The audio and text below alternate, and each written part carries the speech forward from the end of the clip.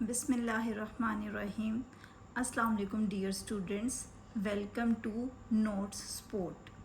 Dear students, آج کی video میں ہم نے کلاس 10th کا چیپٹر نمبر 2 کرنا ہے اردو کا سبق نمبر جو 2 ہے وہ نعت ہے۔ اس ویڈیو میں ہم نعت کے سوالات کے جوابات کریں گے۔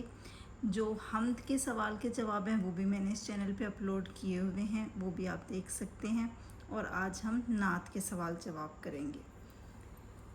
سبق نمبر 2 نعت۔ سوال نمبر 1، نعت کس زبان کا لفظ ہے؟ اصطلاح میں نعت سے کیا مراد لی جاتی ہے؟ جواب، نعت عربی زبان کا لفظ ہے۔ اصطلاح میں نعت ایسی نظم کو کہتے ہیں جس میں حضور اکرم صلی اللہ علیہ وآلہ وسلم کی شان، عظمت اور خوبیاں بیان کی جائیں۔ سوال نمبر 2، شاعر کے نزدیک شریعت اور محبت کے تقاضے کیا ہیں؟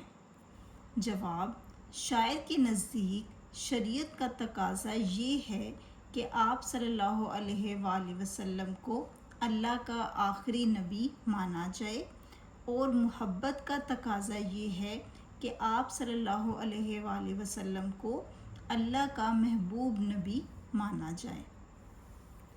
سوال نمبر 3، سراپا گوش ہونا کا مطلب کیا ہے؟ اس کی مثال صحابہ کرام رضی اللہ عنہ کی سیرت سے پیش کریں۔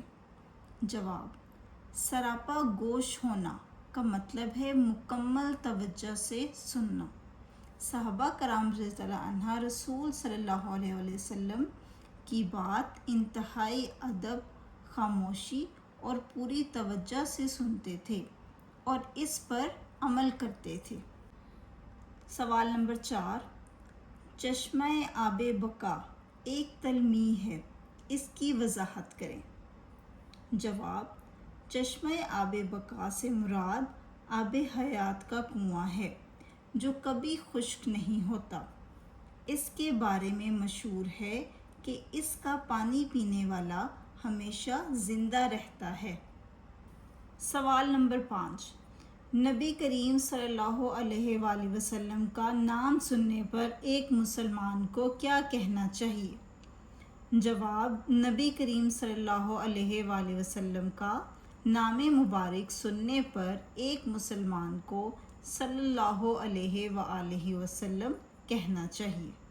اوکے کلاس، یہ کلاس 10th کے سبق نمبر 2 نعت کے سوال جواب میں نے آپ کو کروا دیے ہیں۔